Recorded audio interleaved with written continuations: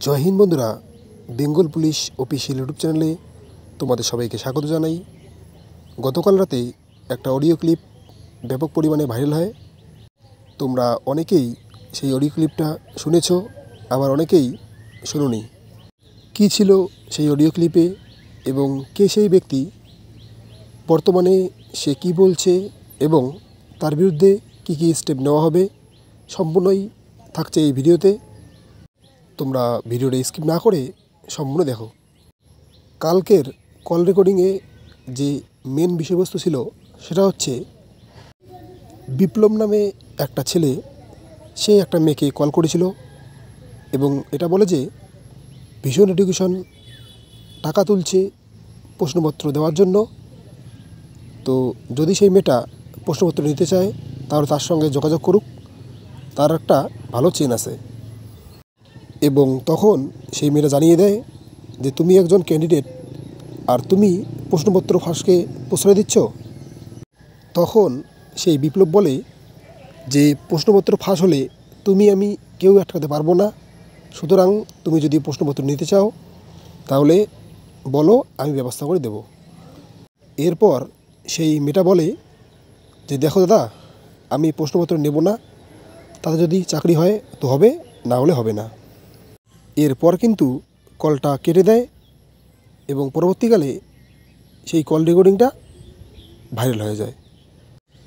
এই call রেকর্ডিংটা viral হওয়ার পর অনেকেই অনেক মন্তব্য করে, কিন্তু আজকে সকালে সেই ছেলেটা একটা ভিডিও করে জানায় যে মেয়েটা নাকি অনেকদিন থেকেই লোক খুঁজছিল প্রশ্নপত্র নেওয়ার জন্য, তাই সে তাকে ফোন করে এসব বলেছে। সে এটা দেখার চেষ্টা করছিল যে মেয়েটা সত্যি কি প্রশ্নপত্র নেবে নাকি নেবে না। কিন্তু কল রেকর্ডিংয়ে আমরা মেয়েটার যে কথা শুনতে পেয়েছি তাতে এটা স্পষ্ট যে মেয়েটা কখনোই প্রশ্নপত্র নিতে ইচ্ছুক ছিল না। তোমাদের ওই জায়গাটুকু শুনিয়ে দিচ্ছি। না না দাদা, আমারও তো টাকা নেই কোশ্চেন নেওয়ার মতো, তাতে চাকরি হলে হবে, না হলে না হবে, সেটুকুই জানাচ্ছে। তোমরা শুনতে পেলে যে সেই মেয়েটার কখনোই ইচ্ছে ছিল না যে সে প্রশ্নপত্র নেবে। তার কারণ যার ইচ্ছে থাকে যে প্রশ্নপত্র নেবে, ওই ধরনের কল আসলে সে কখনোই ইগনোর করে না, সে ভালো করে সে ব্যাপারে শুনে নেয় যে কত টাকা নেবে, কীভাবে প্রশ্নপত্র দেবে, সব কিছু শুনে নেয়।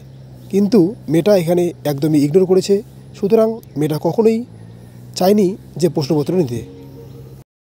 এবারে আসছি যে ওই ছেলেটার বিরুদ্ধে কী কী স্টেপ নেওয়া হবে। গতকাল রাতে চিরঞ্জিত স্যার একটা ভিডিও করে জানিয়ে দিয়েছে যে ওই ছেলেটার বিরুদ্ধে স্টেপ নেওয়া হবে এবং এই চক্রের সঙ্গে যারা যারা যুক্ত তাদের বিরুদ্ধেও স্টেপ নেওয়া হবে। তো দেখা যাক এর বিরুদ্ধে কী কী স্টেপ নেওয়া হয়। আশা করছি যারা যারা এই প্রশ্নপত্র ফাঁসের পিছনে দায়ী তারা অবশ্যই শাস্তি পাবে। এবং তোমাদের একটা কথা বলে রাখি, তোমরা কেউই এই রকম ব্যক্তির ফাঁদে পা দেবে না এবং তোমাদের অ্যাডমিট কার্ড, মার্কশিট কারো হাতে তুলে দেবে না। আশা করছি ধীরে ধীরে সব ব্যক্তিরা যারা প্রশ্নপত্র ফাঁসের পিছনে দায়ী তারা সবাই ধরা পড়বে। তোমরা যদি তোমাদের অ্যাডমিট, মার্কশিট তাদের কাছে দাও তাহলে কিন্তু তোমরাও ধরা পড়ে যাবে এবং পরবর্তীকালে তোমাদের নামে কেস ফাইল হবে এবং চাকরি পাবে না। তোমরা সবসময় চেষ্টা করবে পড়াশোনা করে চাকরি নেওয়ার, কখনোই এরকম ফাঁদে পা দেবে না। নিজে সুরক্ষিত থাকো, অপরকেও সুরক্ষিত রাখো। দেখা হচ্ছে পরের ভিডিওতে, ততক্ষণ ভালো থেকো। Thank you.